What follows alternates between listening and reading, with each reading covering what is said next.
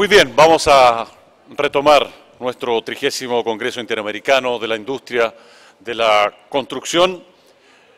Les recuerdo que todas las dudas o preguntas, pueden realizarlas a través de Twitter en nuestro hashtag conferencia CCHC, Cámara Chilena de la Construcción.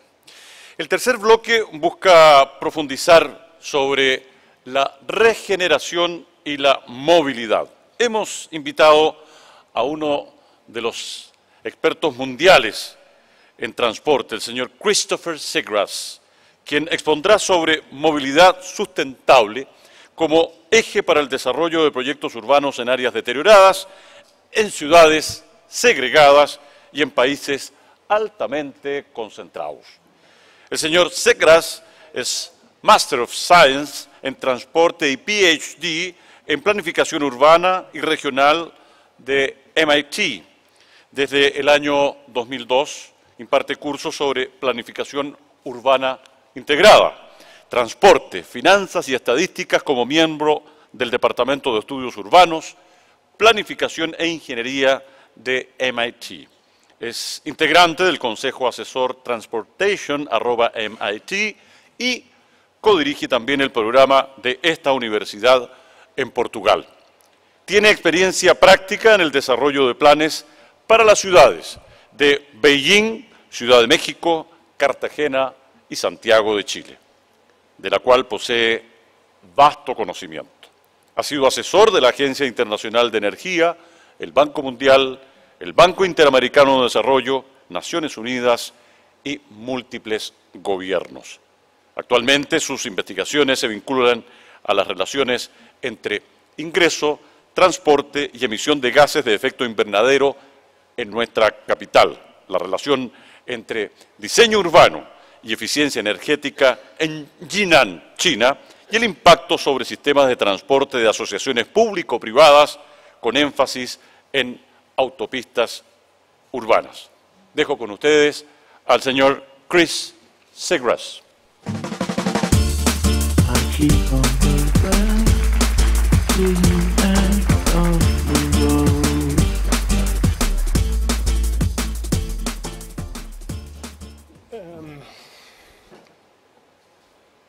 Muchas gracias. Muy buenas tardes. Esa luz está muy fuerte en los ojos.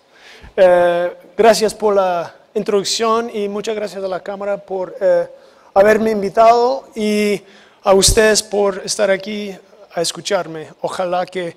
Bueno, primero voy a dar un poco voy a tratar de hablar en español, ojalá que me puedan entender. Y además, el título que dieron a la charla, muy larga. La mía es un poco más sensible y menos ambiciosa. En todo caso, yo voy a tratar de dar una historia en 4 actas. Primero voy a dar un poco de dónde vengo en términos tanto de dónde vengo, pero también en términos filosóficos y mi perspectiva con respecto a los temas relevantes a esta conferencia. Voy a dar un ejemplo del tema regeneración y movilidad utilizando mi ciudad. O sea, mi ciudad hoy en día, que es Cambridge, en el área metropolitana de Boston. Después voy a hablar muy brevemente de algunas lecciones para el caso chileno, pero son más que nada para poner algunas ideas en la mesa para conversar después con el panel, porque yo creo que eso va a ser la parte más interesante de esta tarde, o sea, de esta sesión. Y al final también voy a dar un par de palabras de algunos elementos del futuro relevante a la movilidad urbana. Bueno, primero solamente quiero decir, cuando estamos hablando de este tema de regeneración, estamos hablando de un sistema bien complejo. O sea, para simplificarlo, solamente tenemos la movilidad, el desarrollo económico, el desarrollo social y además el entorno construido en lo cual funciona. Entonces, este sistema ya es muy complejo, aunque con este círculo se ve muy fácil. Pero después hay fuerzas influyéndolos que vienen desde afuera, tanto a la política, a la institucionalidad, que escuchamos mucho de eso por la mañana, y además varias fuerzas exógenas sobre lo cual no tenemos mucho poder, como escasidad de recursos naturales. Entonces, la idea de dar eso es solamente para decir que hay muchas opiniones que son muchas veces dicho como hecho, pero tenemos que tener cuidado con recibir y comprender números. Por ejemplo, o sea, este es un artículo que salió hace muy poco en la prensa internacional sobre un tipo de crowdsourced análisis de datos que hicieron algunos profesores de Europea. Y ellos tenían datos sobre si en el fútbol había más penalties o más fouls dado a gente negra, más que nada, gente no blanca. Y hicieron una llamada, digamos, a cualquier académico con los mismos datos. Mostraron que los resultados dependen mucho del investigador, del método, aun cuando los datos son iguales. Entonces, tenemos que tener cuidado cuando hablamos con autoridad de lo que yo tengo es el hecho, esto va a ocurrir. O sea, nunca se sabe, no estamos hablando de una ciencia pura cuando hablamos de la complejidad urbana.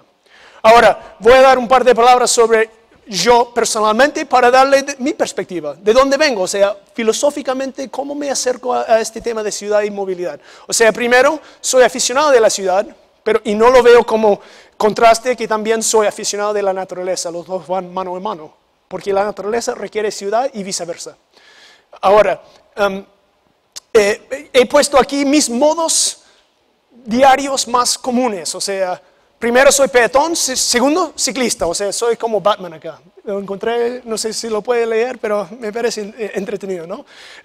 Después también soy automovilista, lo uso, y al final soy usuario de transporte público, porque mi vida diaria es básicamente a pie o bicicleta porque tengo el lujo de poder vivir así por mi barrio. Ahora, soy tecnófilo, pero también tecnófobo. Y voy a dar un poco más de qué significa eso, porque yo creo que la tecnología nos da mucho, pero también la tecnología, de repente ponemos demasiado fe en la tecnología. Entonces tenemos que verlo con cuidado. Y soy ex santiaguino, pero realmente no es santiaguino, pero he vivido aquí por varias partes de mi vida, lo cual me ha dado la posibilidad de verlo por varias etapas. O sea, la primera vez que llegué a Santiago, esta fue la calle que encontré, el año 1990. Volví justamente más o menos cuando estaban entrando las amarillas, la micro amarilla. Viví por esas historias que ustedes, o sea, los santiaguinos acá conocen mucho mejor que yo y tenían que aguantar todos los días. Y llegué, también estuve aquí durante algunas épocas bastante duras. Sobre todo eso, solamente yo quiero opinar con una perspectiva lejana que todo este proceso muestra un crecimiento en la capacidad del Estado para ejercer influencia sobre transporte de superficie de buses, por lo menos, aunque ustedes que vivan acá probablemente no lo crean. Pero realmente los hechos significan que el Estado ha sido cada vez un poco más capaz de influir el sistema, por bien o por mal. Ya, ahora voy a dar un par de palabras sobre mi idea algunas de las ideas fundamentales con respecto a ciudad y movilidad. Mi perspectiva. Primero, hace un par de años estaba aquí el Glaser, el famoso, el Star Economist, ¿no? de Harvard, economista urbana. Y bueno, ustedes pueden leer lo que dice acá. Desafortunadamente, hoy día Ken Livingstone me dio mi nueva favorite quote de Pericles. Y no solamente porque el quote era buenísima, pero también mi prenombre es Pericles. Así que muchas gracias, señor alcalde. Pero la idea es que la ciudad es ciudad porque aquí nosotros creamos valor. Interacción de ideas, interacción de bienes, interacción de innovación. La ciudad existe por eso. Ahora, ¿el transporte sirve para qué? El transporte sirve para entregar accesibilidad a la gente, la posibilidad de realizarnos como personas. Yo creo que la movilidad es una manera de entregar la accesibilidad, pero es un componente. Siempre es mejor crear accesibilidad, pero más movilidad solamente sirve cuando mejora la accesibilidad. Ahora bien, no voy a detallar eso, pero solamente para enfocar que hay varios elementos que crean accesibilidad. El transporte, ceteris paribus, o sea, todo el resto igual. Más transporte, más accesibilidad. Todo el resto igual. Más proximidad de actividades, más accesibilidad. Ceteris paribus. Mejores de las características individuales de nosotros como usuarios, también más accesibilidad, etcétera, etcétera, etcétera. Entonces, esta es la creación de ciudad, la integración de transporte y el sistema de actividades urbanas es la creación de accesibilidad, el bienestar de nosotros. Bueno, eso es de donde vengo yo. Quiero dar solamente un punto final a ese prefacio, lo cual es expandir infraestructura de transporte de ciudad, es expandir la ciudad. Físicamente es expansión, económicamente es casi una ley. Y empíricamente ha sido mostrado, por ejemplo, en Estados Unidos, un estudio bastante interesante hace un par de años que mostró que una nueva carretera radial que pasa por el centro de la ciudad involucra una disminución de 18% de la población céntrica de la ciudad en forma de simulación. Ahora bien, voy a cambiar a darle un poco de dónde vengo físicamente y mis experiencias personales. O sea, esto no soy yo. Pero eso es como el estereotípico, una foto muy estereotípica estadounidense, ¿no? Estoy caminando con mi perro, walking my dog. Bueno, con mi SUV. Tenemos un problema de obesidad en los jóvenes que es grave.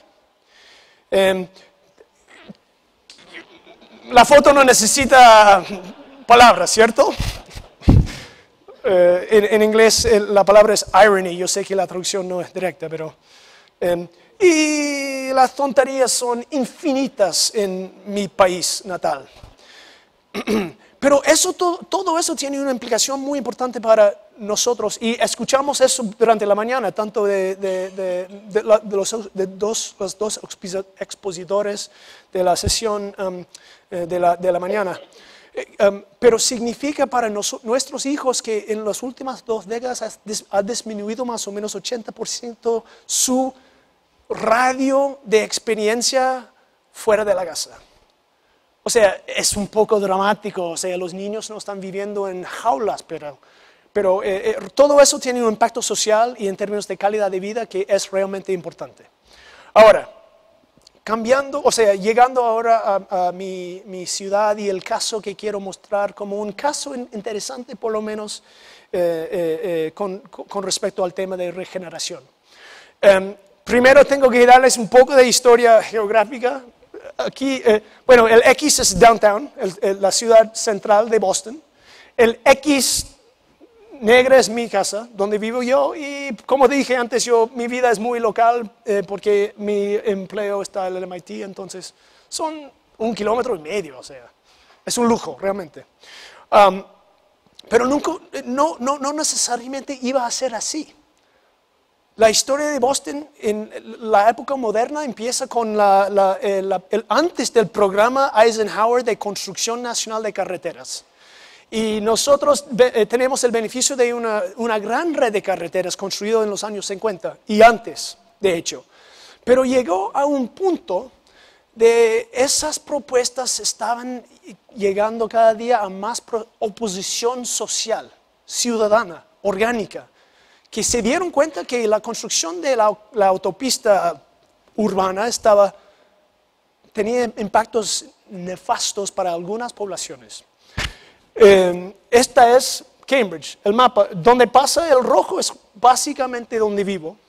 Esta fue la propuesta en el año 55 más o menos para este municipio y su recepción de nuevas carreteras propuestas por las autoridades. Esta es lo que ha pasado hoy en día.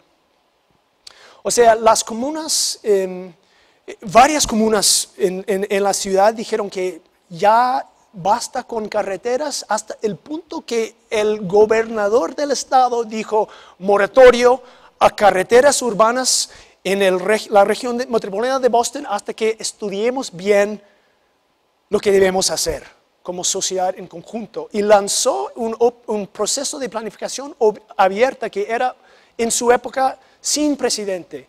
Y bueno, para mostrarle esto fue la propuesta Central Square. Boston y Massachusetts tiene algo muy raro porque Square usamos mucho, es como plaza, pero nunca hay una plaza en ningún square en Boston o en Cambridge. Pero bueno, esto es Central Square. Esta fue la propuesta para la carretera elevada que iba a pasar justamente por el corazón del municipio, y eso es como se ve la ciudad hoy en día, sin carretera.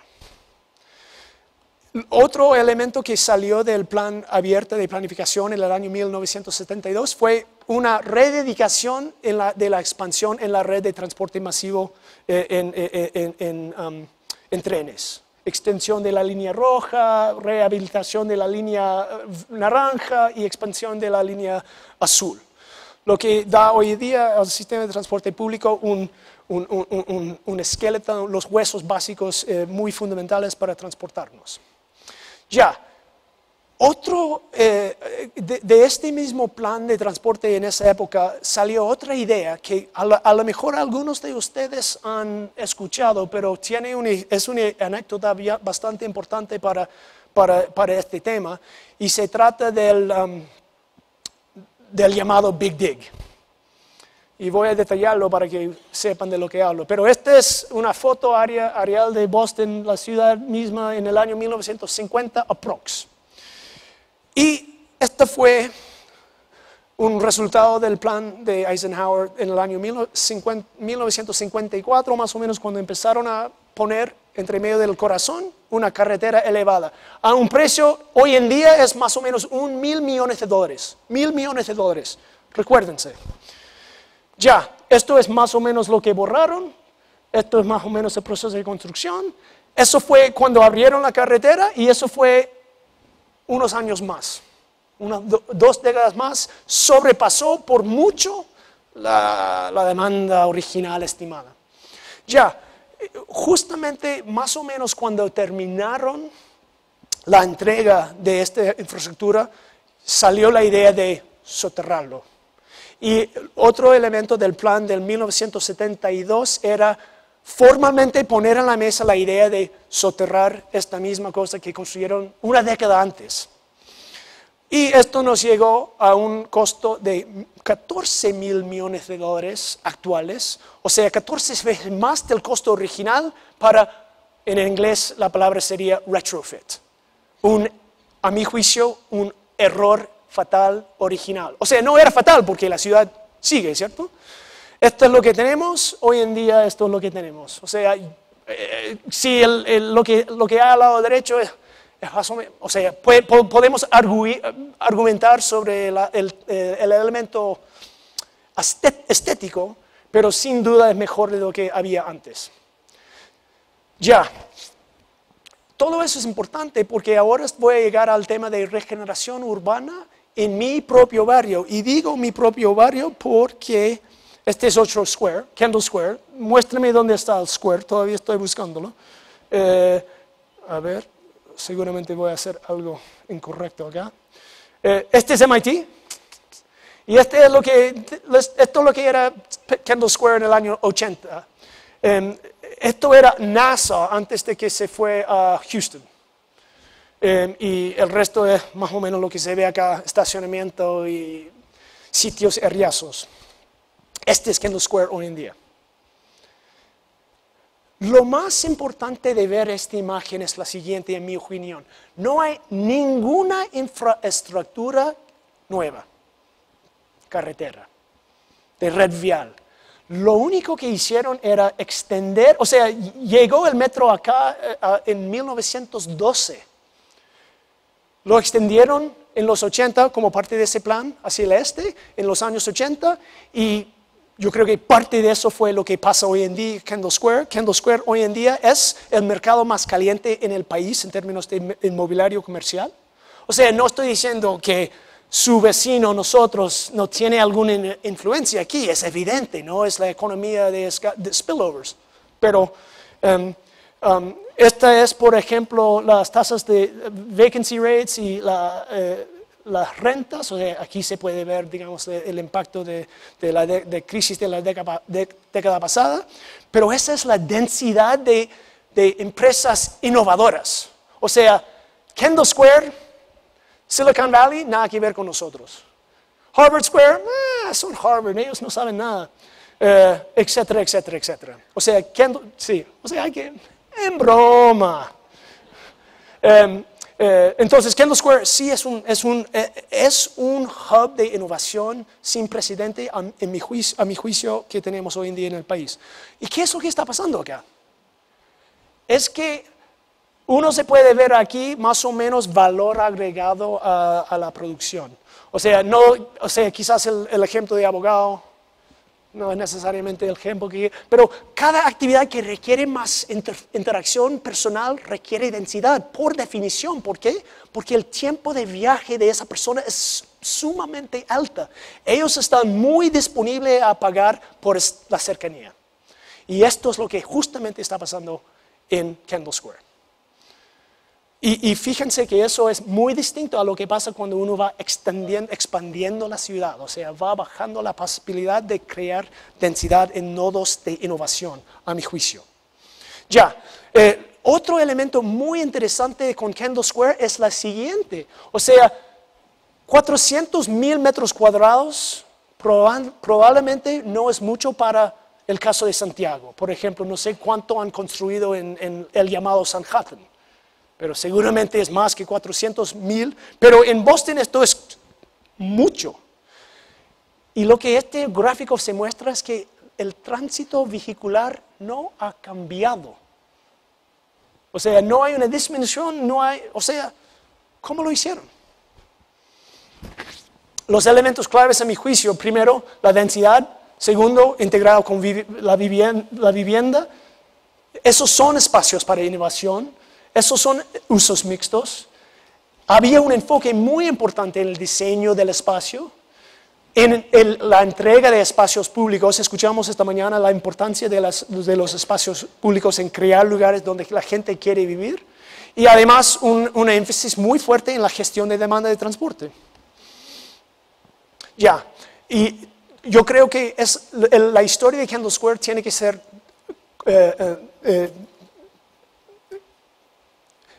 presentado con un background un poco más amplio. ¿Cuál es la historia de la ciudad o el municipio de Cambridge? Cambridge tiene más o menos una población de 100,000 personas.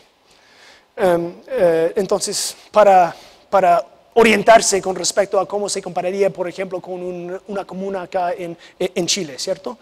Primero, el uso de vehículos privados por personas solas va en disminución en la última década.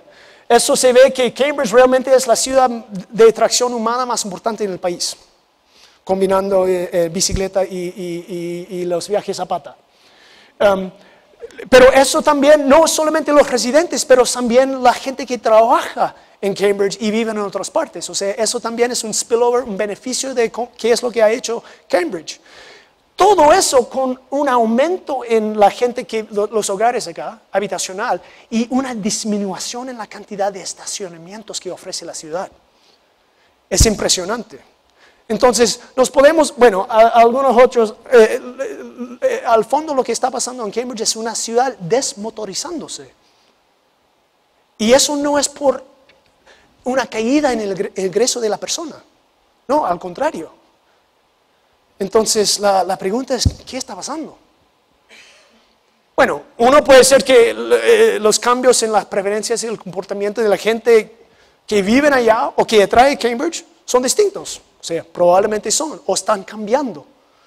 Pero la política explícita del gobierno es muy importante acá. Gestión de demanda, o sea, Cambridge tiene un cupo en estacionamiento. O sea, uno no puede construir más estacionamiento sin quitar estacionamiento de otra parte. O sea, no es ampliar estacionamiento subterráneo para despejar las calles, no, al contrario. Si quiere venir acá, venga en otro modo, nada más. Mucha inversión en infraestructura de bicicletas y diseño de calles para la gente.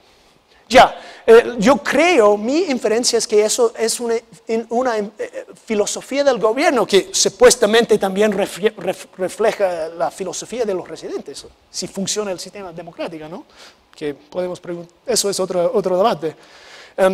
Primero, la idea de que crear calles para gente tiene un impacto medible en la creación de la capital social, o sea, menos tráfico, más amigos, más conocidos. Eso es creación de capital social, innovación, la capacidad de innovar. Eso es lo que han hecho en Kendall Square, por ejemplo. Otro es reducir la velocidad. O sea, este es evidente, o sea, es obvio, ¿no? Cuando las calles tienen un diseño para más velocidad, más muertes habrán. Si la gente se atreve a todavía caminar. Otro tema que es importante, o sea, el uso del estacionamiento como manera de reducir la velocidad en las calles, o sea, es una manera de enchicar la calle de forma práctica. Y además han hecho varias cosas muy interesantes en diseños muy fáciles, intervenciones muy fáciles y básicas en intersecciones para mejorar las condiciones del peatón en términos de navegar la intersección, pero al mismo momento disminuir las velocidades. Y no voy a entrar más en estos detalles, pero quiero mostrarle, porque esto es algo que es una pequeña simulación, no es simulación, pero solamente para mostrar lo que uno puede hacer con una calle y lo que han hecho en el Main Street de Cambridge. Es Massachusetts Avenue. Este es más o menos en el año 95, si no me equivoco, y este es hoy en día. Han bajado la dedicación a vehículos privados, han aumentado espacio para bicicletas y para buses, y aguanta la misma cantidad de vehículos diarios. O sea, no debemos tener miedo de gestionar la demanda y aceptar en algunas partes que la velocidad y la fluidez para vehículos motorizados no es siempre lo que queremos. Y Cambridge ha tenido éxito en hacer eso. Pero tenemos demasiado éxito en algunos sentidos porque la demanda para el transporte público está creciendo de forma grande y no tenemos dinero. Porque como en cualquier parte, pero yo creo que más que nada en Estados Unidos, nunca queremos pagar para nada. O sea, somos neoliberales, ¿cierto? Pero cuando viene a transporte público debe ser gratis. Y nosotros estamos $6,000 millones en déficit solamente para mantener el sistema en bien estado, no para expandirlo. Entonces la pregunta es cómo llegar a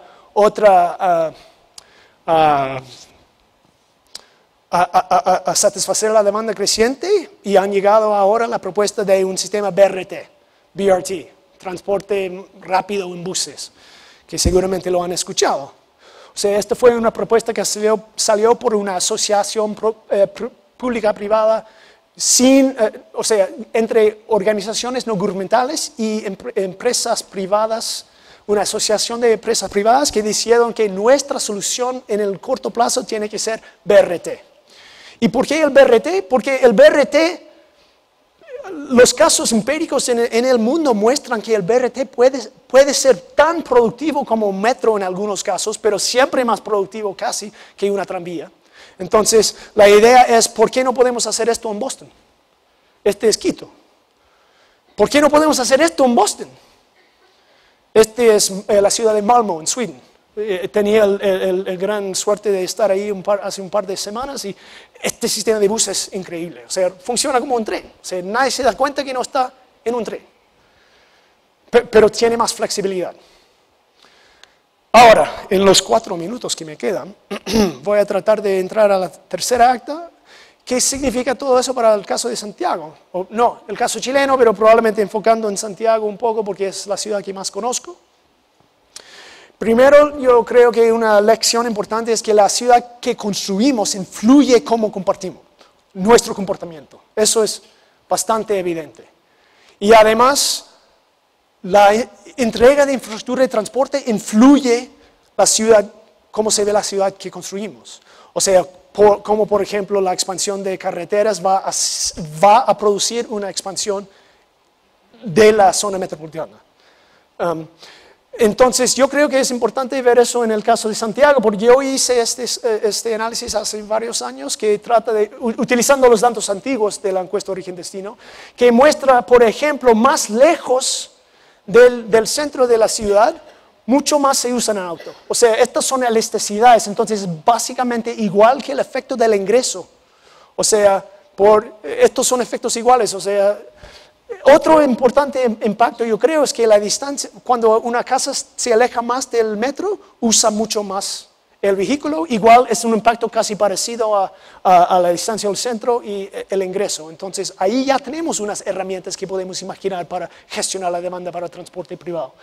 El otro es que uno puede combinar el resto de estos que son vectores, o sea, indicadores que tratan de representar un vector del diseño urbano que muestran que uno puede desarrollar un barrio que puede funcionar como también para mitigar la demanda de transporte privado, y yo creo que también probablemente muy compatible con los otros elementos de la calidad de vida que escuchamos por la mañana. Ahora, algunas otras lecciones: los proyectos urbanos son proyectos, los proyectos de transporte son proyectos urbanos cada vez que entran a la ciudad, y tenemos que reconocerlo y evitar los errores porque son muy costosos. Yo creo que hay mucha potencia, a mi juicio, por lo menos en la ciudad de Santiago, de aprovechar el metro existente para construir alrededor del metro, pero eso significa que no debemos olvidar la calle. Estas son fotos que sacamos el año pasado alrededor de la estación La Cisterna. O sea, es un fuerte. Y no tengo las fotos de si alguien vive por allá cerca. Es muy, muy peligroso cruzar las calles para llegar a la estación La Cisterna, una estación intermodal. Yo quiero poner esto porque creo que podría producir un debate interesante con el panel. Yo creo que el tema de finanzas de transporte requiere de una reforma urgente. En Estados Unidos también, pero como estamos hablando de Chile, yo creo que la meta son precios correctos, y los precios correctos seguramente no lo están pagando hoy en día, para tomar en cuenta externalidades, etcétera, etcétera. Y otro tema es el tema de los subsidios, ¿cierto? O sea, hay que usarlos para abrir una conversación racional sobre la finanza de transporte y quién debe estar recibiendo el subsidio y cómo debe estar recibiendo el subsidio, a qué condiciones y, muy importante, de dónde viene ese dinero, ese recurso.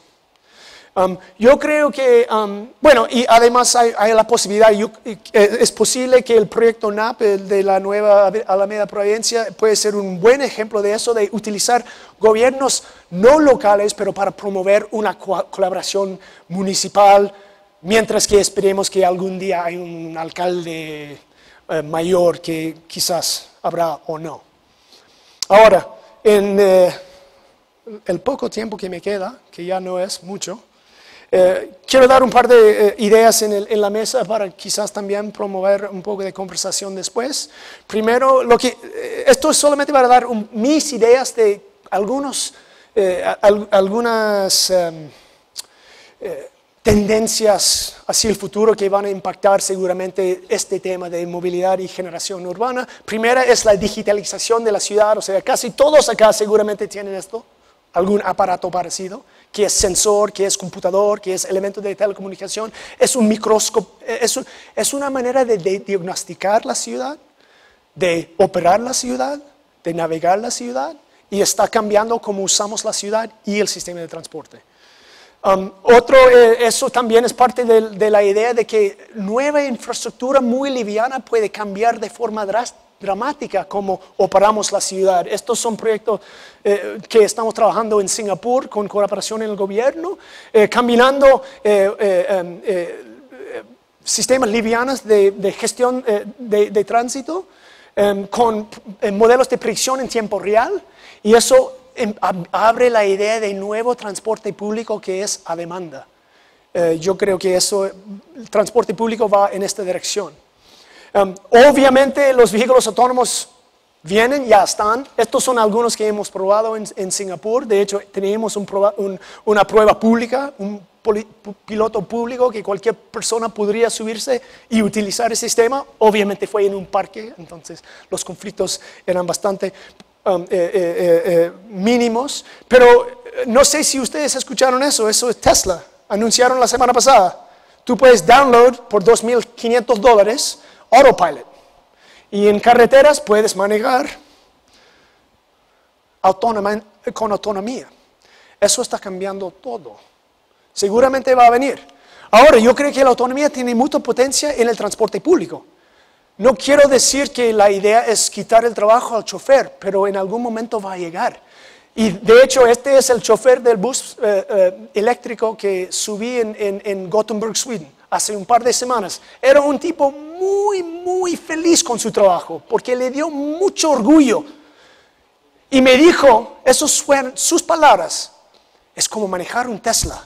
Mi primer pensamiento era, y en poco tiempo no vas a tener trabajo. No le dije, pero... ya, y voy a dejar acá porque ya queremos tiempo para la conversación. Toda esta tecnología también nos lleva a nuevos elementos de planificación abiertas, o sea, interactivas, donde la persona común y corriente de la calle puede llegar al intendente y trabajar junto e imaginar otra ciudad. Y estos son algunos proyectos que lanzamos hace 2 semanas en talleres públicos en Boston, trabajando a 3 escalas con Legos y simulación proyectado arriba, pero simulación calibrada a nivel de calle, a nivel de barrio, y este es un mapa interactivo touchscreen a nivel de región, para empezar a pensar y imaginar y ver los impactos de intervenciones en el espacio urbano, y yo creo que va hacia allá la planificación urbana en este siglo. Muchas gracias por su generosidad en tiempo, porque yo sé que he sobrepasado un poco lo que me han dado, y nada más. Gracias.